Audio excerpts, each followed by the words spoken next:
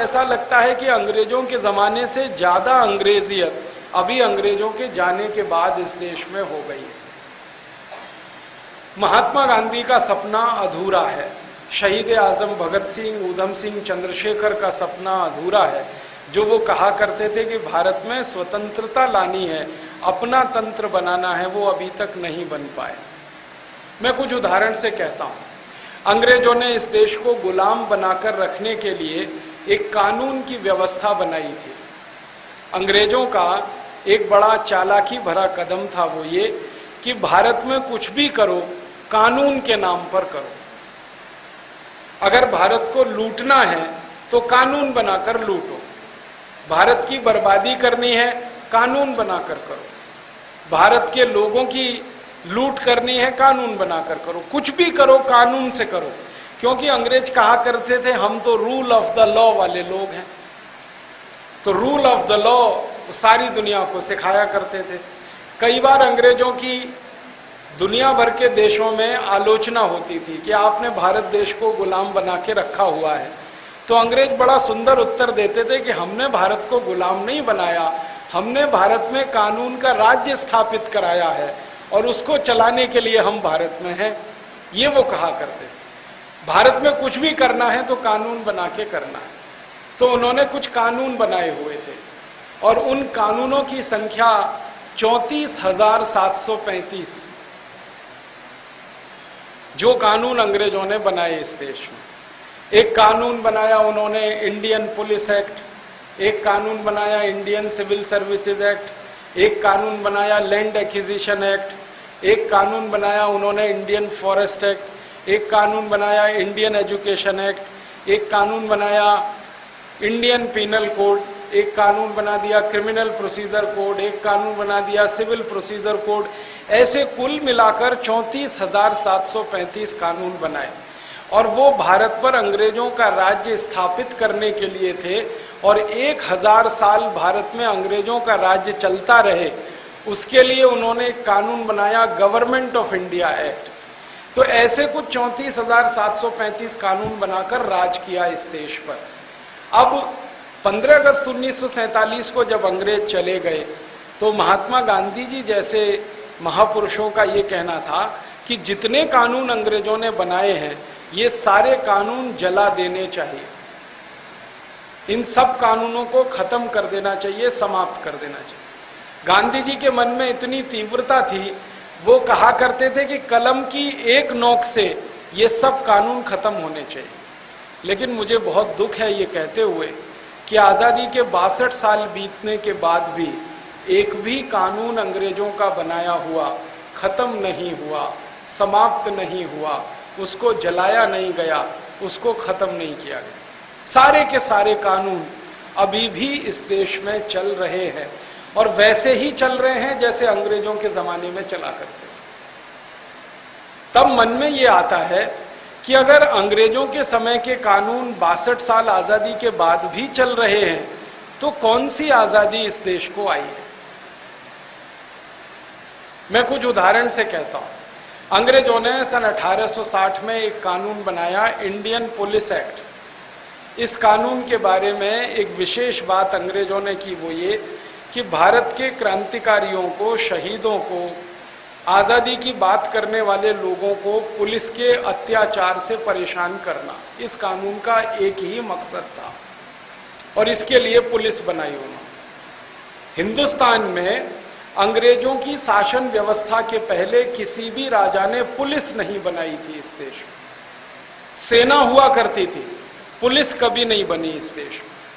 इस देश में महान महान सम्राट हुए, चक्रवर्ती सम्राट हुए, जैसे चक्रवर्ती सम्राट चंद्रगुप्त, चक्रवर्ती सम्राट हर्षवर्धन, चक्रवर्ती सम्राट समुद्रगुप्त, चक्रवर्ती सम्राट चंद्रगुप्त विक्रमादित्य। इस देश में ऐसे 20 चक्रवर्ती सम्राट हुए। किसी भी राजा ने, किसी भी सम्राट ने कभी भी पुलिस नहीं बनाई, आर्मी बनाई, फौज बनाई जो विदेशी हमले से देश की रक्षा करने के लिए है, लेकिन देश के लोगों पर अत्याचार करने के लिए पुलिस किसी ने नहीं बनाई। अंग्रेजों ने पहली बार 1860 में इस देश में पुलिस बनाई और उसका उद्देश्य ये था कि पुलिस की मदद से भारत के क्रांतिकारी, भारत के जो शहीदी के रास्ते पर चलने वाले लोग हैं, इनको दबा के रखना, अत्याचार करवाते रहना, कंट्रोल में रखना। और उस पुलिस ने अत्याचार किए इस देश पर।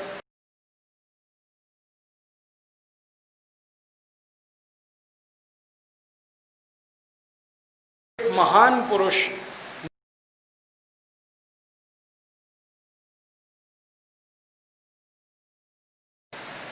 आप जानते हैं कि अंग्रेजों की सरकार ने सन 1926-27 में एक कानून लाया था, रॉलेट एक्ट। पहले इसको लाया था 1919 में, फिर जलियांवाला बाग हत्याकांड हो गया तो थोड़े दिन के लिए उसको पेंडिंग कर दिया, छोड़ दिया। फिर दोबारा से 1926-27 में उसको लाने की कोशिश थी। उसके खिलाफ लाला लाजपत राय ने एक जुलूस निकाला था।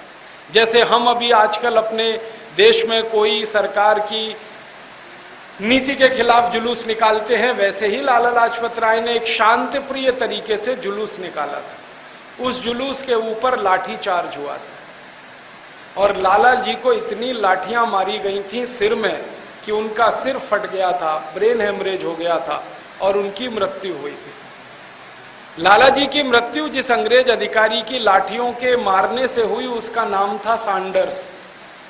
इस सैंडर्स नाम के अंग्रेज अधिकारी के खिलाफ शहीद आजम भगत सिंह ने एक FIR किया था, पुलिस में रिपोर्ट दर्ज कराई थी और उसके ऊपर मुकदमा चले सैंडर्स के ऊपर कि उसने बेकसूर लाला लाजपत राय को मार डाला और उसकी सजा उसे मिले। इसके लिए उन्होंने अंग्रेजी अदालत से न्याय की गुहार की थी। जब अंग्रेजी अदालत में ये मामला गया तो सैंडर्स बाइज्जत बरी हो गया, छूट गए, उसको कोई सजा नहीं हुई। कारण क्या था? अदालत में जब बहस हुई कानून के पक्ष पर तो पता चला सैंडर्स ने अपना पक्ष रखा कि मैंने लाला लाजपत राय को लाठियों से मारा क्योंकि मेरी ड्यूटी थी, मेरा कर्तव्य था और ये कर्तव्य करने के लिए मुझे अधिकार मिला है और वो अधिकार मुझे एक कानून ने दिया है और उस कानून का नाम है इंडियन पुलिस एक्ट। तो इंडियन पुलिस एक्ट कानून के अधिकार से मुझे ये मिला, मैंने लाला जी को लाठियों से मारा, अब मेरा इसमें कोई कसूर नहीं कि उनकी मृत्यु हो गई, कानून ये कहता है। तो अंग्रेज जज ने उस कानून का पक्ष लेते हुए कहा, उसने टिप्पणी भी की थी कि हम इस अदालत में न्याय कर पाए न कर पाए, लेकिन कानून के आधार पर फैसला जरूर दे सकते हैं और फैसला यह है कि सैंडर्स को बाइज्जत बरी किया जाता है। क्योंकि इंडियन पुलिस एक्ट में हर पुलिस अधिकारी को राइट टू ऑफेंस है, पिटने वाले को राइट टू डिफेंस नहीं है। इसका मतलब है कि कोई पुलिस अधिकारी आपको डंडे से पीटे तो ये अधिकार है उसका, आप उसके डंडे को रोक नहीं सकते क्योंकि ये आपका अधिकार नहीं। अगर पुलिस वाला डंडे मार रहा है और आपने डंडा पकड़ा तो कानून आपके खिलाफ है, पुलिस वाले के समर्थन में है, ये व्यवस्था है। तो सैंडर्स ने दलील दी, छूट गया, वो मुकदमा नहीं चला, उसको सजा नहीं हुई, तो भगत सिंह को क्रोध आया। और भगत सिंह अकेले नहीं थे जिनको क्रोध आया, चंद्रशेखर आजाद को क्रोध आया, उनके सब साथियों को क्रोध आया और इन लोगों ने एक फैसला लिया कि अंग्रेजी अदालत और कानून ने तो न्याय नहीं दिया, अब हम अपने हाथों से न्याय करेंगे। और अपने हाथों से न्याय करने के लिए उन्होंने एक संकल्प लिया और उस संकल्प की पूर्ति के लिए सैंडर्स की हत्या कर दी। शहीद आजम भगत सिंह ने सैंडर्स को गोली मारी थी, वो कहानी आप सब जानते हैं, और एक नहीं 3 गोलियां मारी थी। भगत सिंह जी को किसी ने कहा था कि आपने एक गोली मारी, इसी में मर गया था वो, तो 2 और क्यों मारी आपने? तो भगत सिंह ने कहा था कि मुझे गुस्सा इतना था उसके खिलाफ कि और रिवॉल्वर में गोली होती तो वो भी उतार देता उसकी छाती में, भले वो एक ही गोली में मर गया था। और आप जानते हैं कि इसी सैंडर्स वध में शहीद आजम भगत सिंह को फांसी की सजा हुई थी और उस फांसी की सजा के बाद उन्होंने कहा कि मुझे कोई अफसोस नहीं है कि मैं फांसी पर चढ़ जाऊंगा और मुझे कोई अफसोस नहीं है कि मेरा जीवन खत्म हो जाएगा, लेकिन मुझे इस बात का संतोष है कि जो न्याय अंग्रेजों की न्याय व्यवस्था ने मुझे नहीं दिया, वो न्याय मैंने मेरे हाथों से ले लिया। सैंडर्स का मरना जरूरी था, अगर वो जिंदा रहता तो किसी दूसरे लाला लाजपत राय को लाठियों से मारता, किसी तीसरे लाला लाजपत राय को मारता, और हमारे क्रांतिवीरों पर अंग्रेजों की लाठियां पड़ती रहें और वो शहीद होते रहें, ये हमारी बर्दाश्त के बाहर है। एक बार लाहौर की जेल में जब शहीद आजम गिरफ्तार थे, भगत सिंह को रखा गया था लाहौर की जेल में, तो कई बार अखबार वाले उनको मिलने आते थे और वो अखबार वाले अक्सर उनसे पूछा करते थे कि अब आपकी इच्छा बताओ वो क्या है। अब फांसी तो हो जाएगी, वो तो तय हो गया, अब आपकी कोई इच्छा है, आप कोई संदेश देना चाहते हैं। तो भगत सिंह ने कहा कि आप लिख सको तो अखबार में मेरी तरफ से यही लिखो कि मेरे जाने के बाद भी भारतवासी सबसे ज्यादा कोशिश इस बात की करें कि अंग्रेजों का बनाया गया ये कानून जिसका नाम है इंडियन पुलिस एक्ट, ये हमेशा के लिए खत्म किया जाए और दोबारा किसी अंग्रेज अधिकारी को ये अधिकार ना मिले कि भारतवासियों के ऊपर वो लाठी चार्ज करे और उनको मृत्यु दंड मिले। ये भगत सिंह जी का सपना था। अब मैं आता हूं सन 2009 पर। शहीद आजम भगत सिंह ने जिस कानून के खिलाफ लड़ते हुए अपना बलिदान किया, जिस कानून के अत्याचार के खिलाफ लड़ते हुए अपना बलिदान किया, वो कानून इस देश की आज़ादी के 62 साल के बाद भी चल रहा है, उसमें कोई परिवर्तन नहीं हुआ है। 1860 का बनाया हुआ इंडियन पुलिस एक्ट 2009 में भी वैसे का वैसा ही चल रहा है। और इससे भी ज्यादा हैरानी की बात है, 1860 में अंग्रेजी पुलिस अधिकारियों को जो राइट टू ऑफेंस दिया गया था, 2009 में वो राइट टू ऑफेंस सभी अधिकारियों को आज भी है। वो चाहें तो आपके ऊपर लाठियां मार के आपका सिर फोड़ सकते हैं, टांगें तोड़ सकते हैं, आपको लहूलुहान कर सकते हैं, आपको घायल कर सकते हैं, आपकी मृत्यु का कारण बन सकते हैं। और ये रोज इस देश में होता है, हम अपनी आंखों से देखते हैं। आज़ादी के बाद इस देश के बोनाफाइड सिटीजन, जो इस देश के मालिक हैं, जिनके वोट से इस देश की सरकारें चुनी जाती हैं, जिनके नोट से इस देश के पुलिस अधिकारियों का वेतन तय होता है, उन लोगों के ऊपर पुलिस का बर्बरता से लाठीचार्ज होता है और अभी भी लोग वैसे ही मरते हैं जैसे अंग्रेजों के ज़माने में मरा करते हैं। मुझे तो कभी बहुत दुख होता है ये कहते हुए, एक घटना अभी सुनाता हूँ, सच्ची घटना, शायद आपको याद आ जाए। कभी कभी टेलीविज़न पे समाचार देखने का वक्त मिल जाता है तो मैं देख लेता हूँ। अभी थोड़े दिन पहले मैं एक समाचार देख रहा था, दिल्ली में भारत देश के अंध लोगों का एक संगठन है जिसके कुछ कार्यकर्ताओं ने सरकार के सामने अपना ज्ञापन प्रस्तुत करने के लिए एक कार्यक्रम आयोजित किया।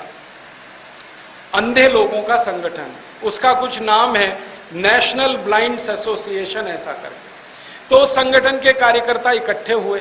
अब वो अंधे थे, देख नहीं सकते, तो हर एक अंधे व्यक्ति के साथ कोई एक आंख वाला व्यक्ति था। वो सब लोग दिल्ली में इकट्ठे हुए जंतर मंतर पर। जंतर मंतर दिल्ली में अब एक ही स्थान रह गया है जहां सरकार के खिलाफ आप कोई प्रदर्शन कर सकते हैं या ज्ञापन दे सकते हैं। तो ये अंध लोगों के संगठन ने ज्ञापन देने के लिए तय किया, जंतर मंतर पर इकट्ठे हुए। पुलिस वालों ने उन सबको लाठियों से पीटा, सबको पीटा, और वो देखा हमने टीवी पर, पुलिस वालों की लाठियां चलते हुए देखा हमने टीवी पे। अब जिनकी आंखें थी वो तो भाग लिए इधर उधर, जो अंधे थे वो भागे किधर। इतना खतरनाक दृश्य था कि वो बेचारे हाथों से एक दूसरे को टटोल कर भागने की कोशिश कर रहे हैं, पुलिस की लाठियां उनके ऊपर बरस रही हैं, किसी के सिर से खून निकल रहा है, किसी के कान से, किसी के पैरों से, बर्बरता पूर्वक लाठीचार्ज किया। उस दिन मैंने अपने आप से एक प्रश्न पूछा, क्या भारत आजाद हो गया है? क्या ये देश स्वतंत्र हो गया है? क्या इस देश में कोई स्वराज्य आ गया है? इस देश का आम नागरिक अंग्रेजों के ज़माने में जिस तरह से पिटा करता था, आज भी पैसे ही पिट रहा है। कहां अंतर है इस देश की अंग्रेजी व्यवस्था में और आज की व्यवस्था में। एक और उदाहरण देता हूं। हमारे देश में कुछ ऐसे लोग हैं जो पोलियो के शिकार हैं, जिनके पांव काम नहीं करते। उनका एक संगठन है अखिल भारतीय विकलांग परिषद करके, उनका एक सम्मेलन हुआ इसी तरह से, और उनकी तरफ से कोई ज्ञापन सरकार को देने की बात थी, तो वो अपनी जो ट्राई साइकिल है उसको चला के जाते हैं, क्योंकि उनके तो पांव काम नहीं करते। उनका एक ऐसा ही कार्यक्रम था, पुलिस ने उस पर भी लाठी चार्ज किया, साइकिलें तोड़ दी उनकी, सिर फोड़ दिए उनके। और फिर उस दिन मन को यही प्रश्न आया कि भारत स्वतंत्र हुआ है क्या, भारत आजाद हुआ है क्या। और एक उदाहरण देता हूं, हमारे देश में राजस्थान नाम का एक राज्य है, वहां अभी थोड़े दिन पहले एक बहुत बड़ी दुर्घटना हुई। राजस्थान की एक तत्कालीन सरकार ने एक फैसला किया कि गांव-गांव शराब की दुकानें खोली जाए, गांव-गांव। तो जिन गांवों में पहले से शराब की दुकानें हैं, उनके अलावा जहां नहीं है वहां शराब की नई दुकानें खोली जाए। तो गांव के किसानों ने इकट्ठे होकर इसका विरोध किया, और किसानों का यह कहना था कि हमको शराब नहीं चाहिए, हमको पीने का पानी चाहिए, हमको शराब नहीं चाहिए, हमारे खेतों को पानी चाहिए। आप जानते हैं राजस्थान एक ऐसा राज्य है जहां पानी सबसे कम है, तो खेतों को पानी मिले, पीने का पानी मिले, वो हमें चाहिए, हमें शराब नहीं चाहिए। इसके लिए किसानों ने एक बड़ा प्रदर्शन किया, पुलिस ने उसके ऊपर गोलियां चलाई और 17 किसान उसी क्षण मार दिए उन्होंने।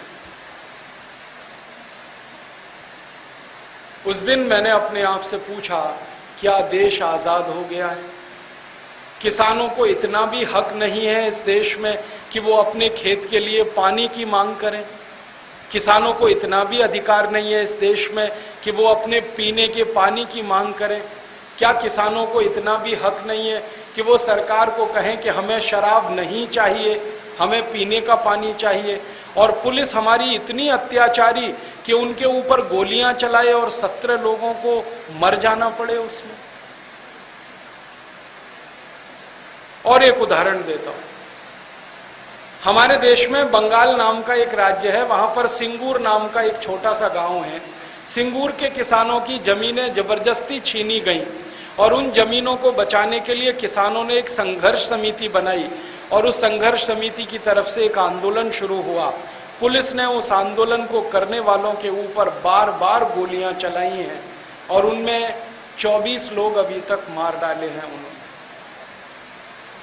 और खाली गोलियां नहीं चलाई हैं, पुलिस के जवानों का इतना ज्यादा वहशीपना हमने देखा, क्योंकि मैं तो सिंगूर जाके आया, कि उन्होंने आंदोलन करने वालों के परिवार की मां बहन बेटियों की इज्जत को तार तार कर दिया, उनके साथ बलात्कार किया, उनका मनोबल तोड़ने के लिए। और हम जब इस मामले को लेकर ह्यूमन राइट्स कमीशन में गए, तो ह्यूमन राइट्स कमीशन वाले हैरान हो गए ये सुनकर कि भारत की पुलिस आजादी के 62 साल के बाद भी वही करती है जो अंग्रेजों के जमाने में करती थी। सिंगूर जैसा ही एक छोटा सा गांव है नंदीग्राम, वो भी बंगाल में है, और वहां भी यही हुआ। नंदीग्राम के किसानों की जमीनें छीनी गई जबरदस्ती, वो बेचना नहीं चाहते फिर भी छीनी गई, और उन सभी किसानों को लाठियों से मारकर, गोलियों से घायल करके जबरदस्ती जमीनें लेने का काम सरकारें करती रही, पुलिस उनमें उनका सहयोग करती रही। और ये तो कुछ घटनाएं मैंने ऐसी बताई हैं जो आप सब लोग पहले से जानते हैं, सुनी हैं, पढ़ी हैं। ऐसी घटनाएं इस देश में हर दिन घटित होती हैं, जब पुलिस के अत्याचार की कहानी सुनकर पढ़कर रोंगटे खड़े हो जाते हैं इस देश के लोगों के, और फिर अपने आप से हम पूछते हैं कि क्या ये आज़ाद देश के नागरिक हैं जिनके ऊपर ये अत्याचार हो रहा है, और क्या ये आज़ाद देश भारत की पुलिस है जो अंग्रेजों जैसा अत्याचार इस देश के लोगों पर कर रहे हैं। दुनिया के किसी देश में पुलिस के अत्याचार के ऐसे उदाहरण आपको सुनने को नहीं मिलेंगे। आप ब्रिटेन चले जाइए, फ्रांस चले जाइए, जर्मनी चले जाइए, कनाडा चले जाइए, अमेरिका चले जाइए, किसी भी देश में पुलिस लोगों के साथ बर्बरता से पेश नहीं आ सकती, क्योंकि उन्होंने पुलिस के कानून इस तरह के बनाए हुए हैं। हमारे देश की पुलिस जितनी बर्बरता करती है, जितनी बदतमीजी करती है आपके साथ, जितनी बेइज्जती करती है आपकी, वो सब इसलिए कि एक कानून बना हुआ है, इंडियन पुलिस एक्ट, जिसमें पुलिस वालों को असीमित अधिकार हैं और उस कानून के चलते वो सुरक्षित हैं और इस देश में शासन व्यवस्था में अपने धाक को जमा कर लोगों को डराते रहते हैं, आतंकित करते रहते हैं। पुलिस अधिकारियों से जब बात करता हूं तो वो कहते हैं काफी बातें आपकी सच हैं, हम भी क्या करें, हम कानून से बंधे हुए हैं। तो मैं कहता हूं आप बगावत कर दो इस कानून के खिलाफ। आप इंसान नहीं हो, आपका हृदय नहीं है, आपका दिल नहीं है, आप क्यों नहीं बगावत कर देते? आम आदमी की समझ में अगर ये बात नहीं आती तो आपकी समझ में तो आती है। लेकिन वो ये कहते हैं कि हिंदुस्तान में हम बगावत कर सकें, इसके लिए हमारे पास कोई सुविधा नहीं है, स्पेस नहीं है, हमारी सीमाएं नहीं है, हमारी क्षमता नहीं। परिणाम क्या निकल रहा है? कानून वही चल रहा है, अत्याचार वैसे ही हो रहा है, अनाचार दुराचार वैसे ही हो रहा है। इसलिए हमको ये लगता है और कहना पड़ता है कि देश अभी आज़ाद हुआ नहीं है, स्वतंत्रता अभी आई नहीं है। जब तक अंग्रेजों का बनाया हुआ ये कानून खत्म नहीं होता, तब तक शहीद आजम भगत सिंह की आत्मा को कौन सी श्रद्धांजलि हम अर्पित करें, जो हर साल हम 23 मार्च को करते। जिस कानून के खिलाफ लड़ते उन्होंने जान दी है, जिस कानून के खिलाफ लड़ते लाला लाजपत राय ने जान दी है, अगर वही कानून इस देश में चल रहा हो तो लाला जी को कौन सी श्रद्धांजलि अर्पित हम कर सकते हैं आजादी के 62 साल? ये गंभीर प्रश्न है। ऐसा ही एक और गंभीर प्रश्न है, अंग्रेजों ने हिंदुस्तान के नागरिकों को लूट करने के लिए, सारे संसाधन अपने हाथ में लेने के लिए कई कानून बनाए थे। उनमें से एक कानून है लैंड एक्विजिशन एक्ट, भूमि के अधिग्रहण का कानून। इसको अगर दूसरे शब्दों में कहें तो जमीन के छीनने का कानून। अधिग्रहण तो बहुत अच्छा शब्द है। अधिग्रहण में क्या होता है, मेरी खुशी से मैं जमीन बेचता हूं और दूसरा अपनी खुशी से उसे खरीदता है, वो अधिग्रहण होता है, जिसमें मेरी इच्छा मेरी खुशी शामिल है। जहां मेरी इच्छा और मेरी खुशी नहीं है और जबरदस्ती कोई मेरी जमीन को छीनता है, वो छीनना है, लूटना है, वो अधिग्रहण नहीं। लेकिन कानून में उसका भाषांतर ऐसे ही किया गया है, भूमि अधिग्रहण अधिनियम। अब ये कानून कभी बनाया था एक अंग्रेज ने, जिसका नाम था डलहौजी। डलहौजी एक